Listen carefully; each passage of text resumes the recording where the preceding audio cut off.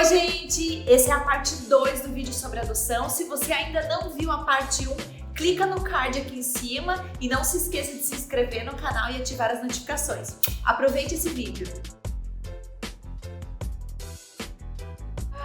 Imagine, depois de 6 anos na fila, você pensa nunca mais, né?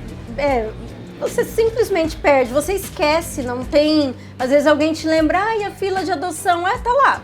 Tá lá. Já tem tanto tempo, mas você não lembra, assim, eu acho que falta mais 2, mais 3, você perde a noção, assim, não tem. E aí você foi conhecer eles. Estamos no fórum, fizemos uma entrevista e já no outro dia fomos conhecê-los. Como é que é, assim? Você chega lá... É um local preparado para isso, onde tem as assistentes sociais, tem psicóloga. E no caso dos nossos, eles não estavam no abrigo, eles estavam numa família acolhedora, né? Então a avó acolhedora levou eles até lá. O Benjamin era um bebezinho, né? Tinha 11 meses e 15 dias. Então poderia rolar aquela rejeição, eles prepararam a gente para isso.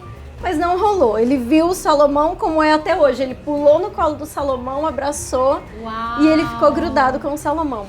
E o Luigi já veio, mamãe, você é minha mamãe. Porque ele sempre, a avó preparou isso para eles, né? Essa avó da família acolhedora preparou como assim, um dia vai chegar o papai e a mamãe e você vai morar... Até para eles não terem essa... Para eles não terem esse choque. Ela foi muito sábia, né? Ela é uma senhora cristã.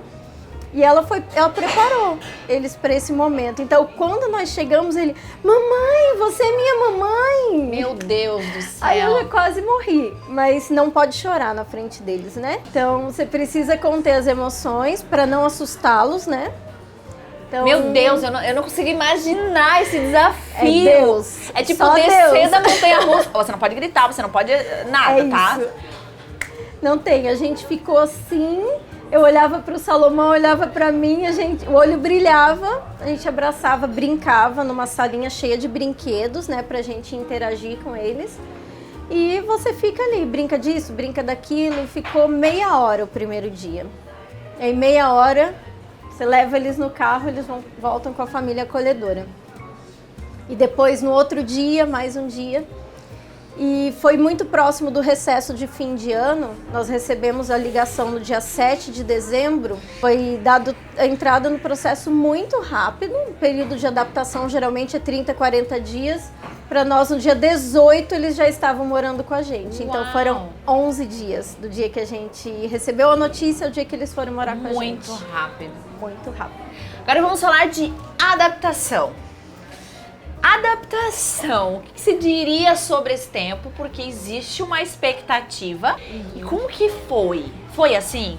Então, como eu sou uma pessoa assim mais fria, mais prática, eu me preparei para viver a realidade da adoção no sentido assim, você vai trazer para tua casa uma criança que não foi amada, uma criança que apanhou, uma criança que muitas vezes foi abusada, e ela virá com todos esses traumas dessa realidade. Às vezes na gestação foi feito uso de drogas, de álcool, enfim. Eu me preparei psicologicamente para isso. O Salomão, ele é mais emocional. Então, para ele era o sonho da paternidade.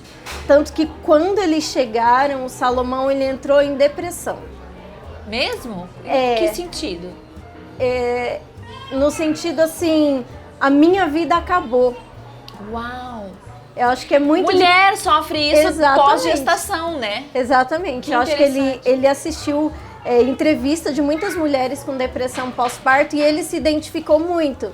Porque se fala muito dessa realidade para a mulher, mas o homem também pode viver. Sim. E no caso dele, ele viveu assim, minha vida acabou, eu tenho 2 crianças para cuidar e agora o que eu faço? Uau! A minha vida, eu não posso mais sair, eu não posso mais viajar, eu não posso mais nada, porque eu tenho que cuidar de 2 crianças. Exatamente o que acontece com quem tem gestação, né? Que é o pós-parto. Gente, vamos cancelar o suco hoje, por favor? O suco tá cancelado, pessoal. Vê quem quer suco e faz de uma vez. É justamente o que acontece com mulheres que geram pós-parto, acontece muito isso, é muito semelhante, né? E foi engraçado porque Nesse período, que foi o primeiro ano, durou 1 ano, nesse período Deus me fortaleceu de uma forma que nem eu achava que eu tinha forças para conseguir conduzir isso de uma maneira de suprir em amor, porque ele vinha, ele amava, ele brincava, mas quando eles iam dormir, às vezes ele sentava e chorava. Ele falava assim, eu me sinto um monstro, porque eu amo eles, eu não vejo minha vida sem eles, mas ao mesmo tempo a impressão que eu tenho é que eles acabaram com a minha vida. Então foi algo assim bem complexo. Um dia nós sentamos e eu acho que a cura dele foi ele conseguir falar tudo. Um dia, numa crise de choro, a gente sentou junto para conversar e orar sobre isso e ele conseguiu expor. Porque ele falava, ele tinha medo de falar e de eu julgá-lo como um monstro. Entendi. Aí eu falei assim, não, Uma amor, culpa, né? a culpa não é tua, vamos conversar sobre isso, a gente vai buscar ajuda e vai tudo se resolver. E aí quando ele conseguiu falar, nós oramos e no outro dia ele acordou Mudou. bem. Parece que Deus virou uma chave, assim, foi Entendi. algo incrível, mas foi exatamente 1 ano. Entendi. E assim, o que acontece é que talvez exatamente esse sentimento acontece com muitas famílias. Exato. E aí que vem as devoluções, né? Porque de alguma forma não consegue lidar com o sentimento de que até frustração. Os desafios, porque no caso o Benjamin veio com desafios menores porque ele foi acolhido aos 2 meses. Um pouco menos, talvez 30 e poucos dias. O Luigi, ele já foi acolhido aos 2 anos. E aos 2 anos ele não falava. Ele é uma criança extremamente ansiosa hoje, por conta de toda a realidade que ele viveu. Hoje ele sofre da ansiedade de separação. Então, ele teve o primeiro desligamento, por pior que fosse a primeira família dele, era a família que ele conhecia. Sim. E ele sofreu essa ruptura. Depois ele foi para uma família acolhedora, onde eles ficaram 11 meses e meio, ou seja, quase um ano para uma criança. É muito tempo. E aí ele sofreu uma outra ruptura, né? Então, no início, esse primeiro ano, eles não saíam de perto da gente, eles grudavam na gente.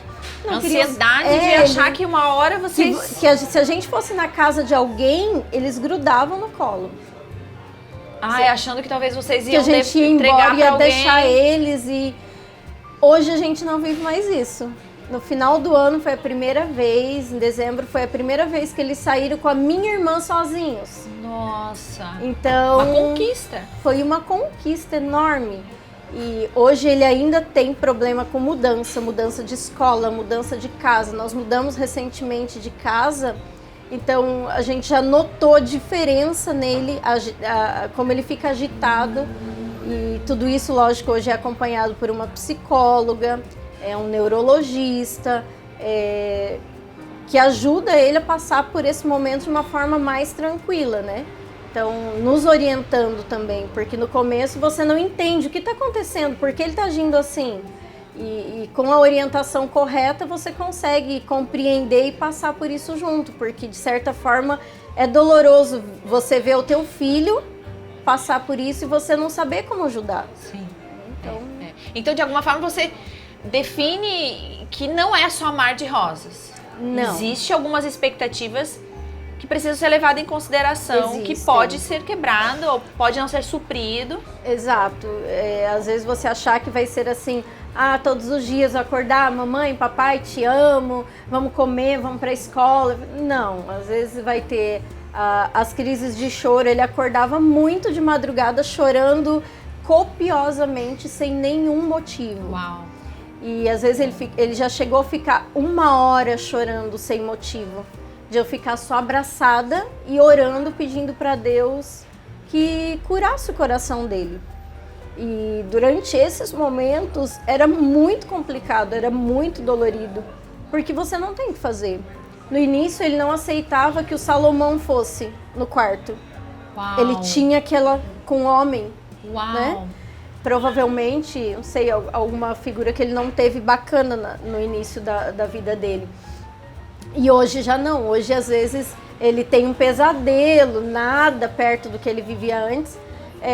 Mas o Salomão já vai, já abraça, já tal, ele acolhe, né? Houve essa aproximação de fato, né? Com o Salomão, principalmente. Comigo foi mais fácil, mas com o Salomão teve essa barreira no início, mas depois, hoje já não existe mais.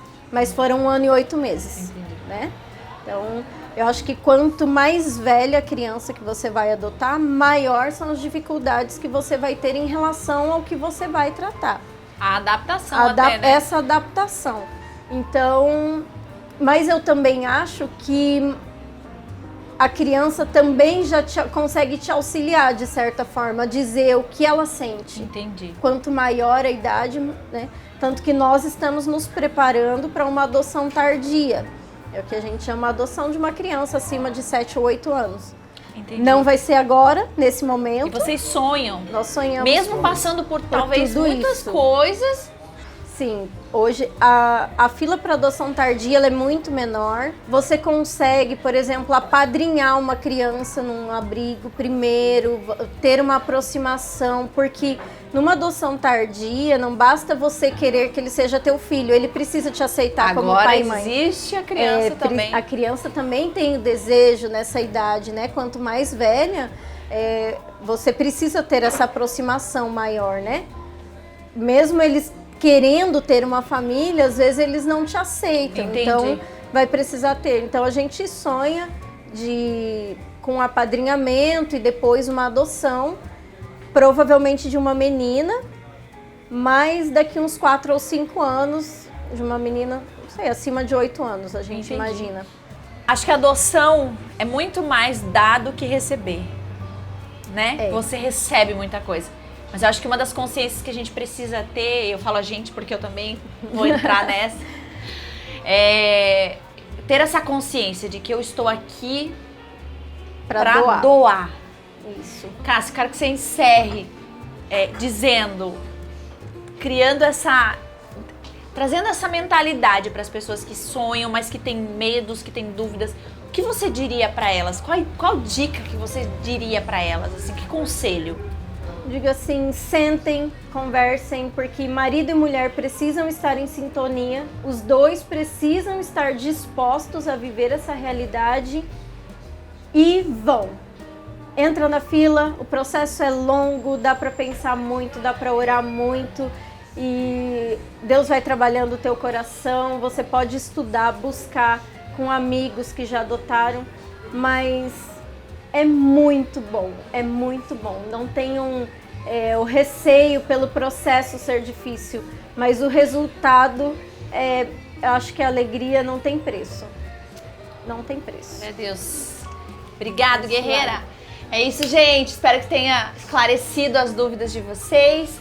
E Deus abençoe vocês. Até a próxima. Convidado, que a gente vai ter alguns convidados, alguns temas muito legais. E esse só foi o primeiro. Beijo, fiquem com Deus. Obrigada, Cassi. Tchauzinho, obrigada, Lari. Deus abençoe. Beijo.